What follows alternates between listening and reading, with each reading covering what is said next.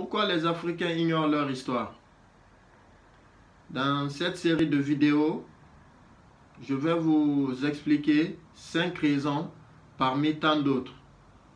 5 armes que nos oppresseurs ont utilisées ou continuent à utiliser afin que nous, les Noirs, nous n'ayons aucune idée de notre histoire et que nous continuions à avoir un complexe d'infériorité qui n'a aucun égal. Ces 5 raisons sont les suivantes. Première raison, l'esclavage. Les religions en deuxième, la colonisation en troisième, l'éducation en quatrième et en cinquième position vient les médias et le cinéma.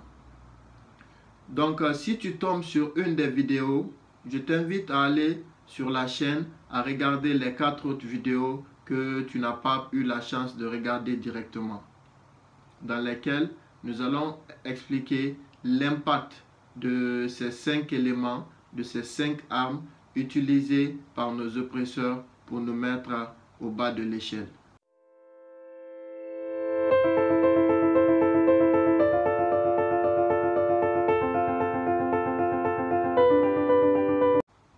Bonjour, moi c'est Sekou Fresh King, bienvenue sur ma page Histoire Afro et Vérité. Si tu viens d'arriver, je t'invite à liker avec le petit pouce.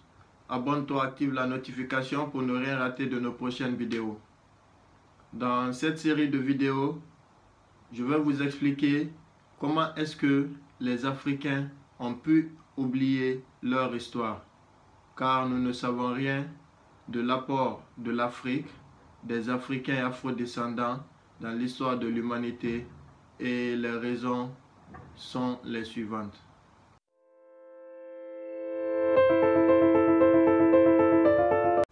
Et cela nous amène au deuxième point, qui est les religions.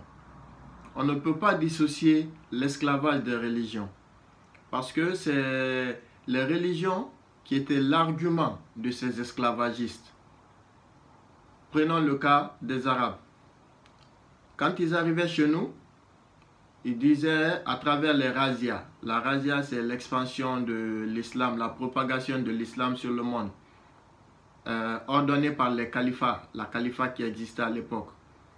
Donc, ils disaient qu'ils venaient à signer la religion. Donc, cela leur poussait, ils avaient le droit, selon le Coran, qu'ils pouvaient tuer les mécréants.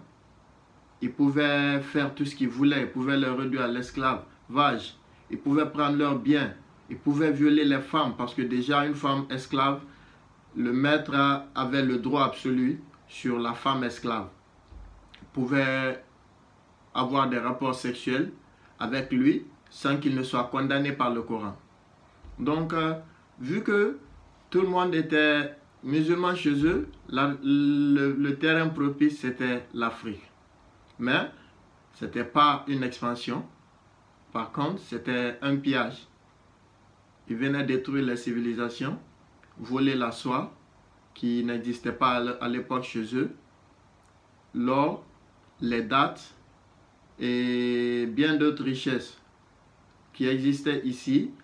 Et en plus de cela, il a été formellement interdit aux Africains de pratiquer les cultes ancestraux.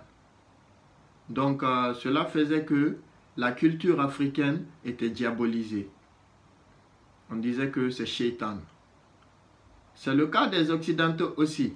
Ils ont argumenté leurs actes cruels, leurs actes de pillage avec la religion chrétienne, le christianisme. Et voilà, la papauté avait ordonné qu'on vienne tuer tous les Sarazènes, c'est-à-dire les païens, les non-chrétiens, qu'ils avaient le droit sur leur terre, ils avaient le droit sur leur propriété, ils avaient le droit sur leur vie. Et en plus, ils devaient les interdire de pratiquer la culture ancestrale. Les rois qui acceptaient soit d'être chrétiens ou musulmans, ces royaumes-là étaient plus ou moins intacts. Et ces rois participaient, ou ces leaders participaient à rechercher tous ceux qui refusaient d'être chrétiens ou musulmans et de leur revendre comme esclaves aux Occidentaux.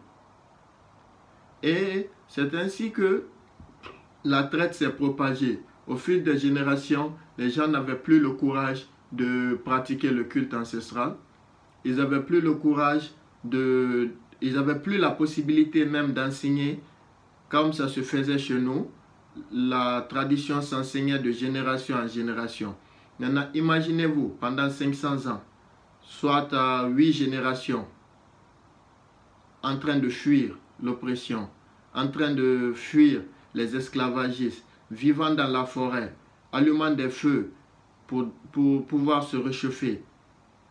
Certains enfants naissaient en brousse et grandissaient. Certaines générations n'ont jamais connu la paix. Et on les obligeait à changer de nom. Vous avez vu le film Kunta Kinte?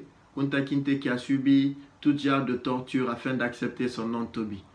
Donc, le nom est une identité de l'homme. Et le nom est significatif chez nous en Afrique.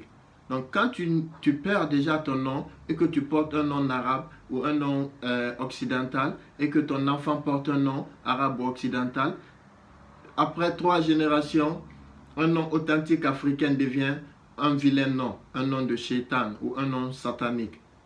Et voilà, notre médecine traditionnelle a été traitée de la sorte, de diabolique, je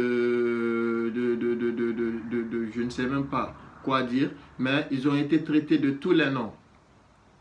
Ce qui fait que les Africains se sont retirés de leur culture pour ressembler aux Occidentaux, soit aux Arabes, afin d'avoir la paix. Et cela s'est produit, l'Afrique a été musulmane, chrétienne, et les raisons pour esclavagiser diminuaient. Et voilà, il y avait la révolution industrielle aussi qui a eu lieu en Occident. Tout cela les a poussés à abolir l'esclavage. Mais, vu que nos cités étaient détruites, nos cultures détruites, l'éducation détruite, et voilà, même nos cultes ancestrales détruites, la médecine détruite, ce cliché d'homme archaïque est resté parce que on vivait dans les bois, on était déshabillé avant d'être emporté pour un long voyage où des millions de personnes mouraient au chemin. On a perdu nos cultures, on a perdu nos repères. Cela a été dû à l'esclavage et aux religions. Car l'esclavage et les religions, moi je crois qu'on ne doit pas les dissocier dans ce combat.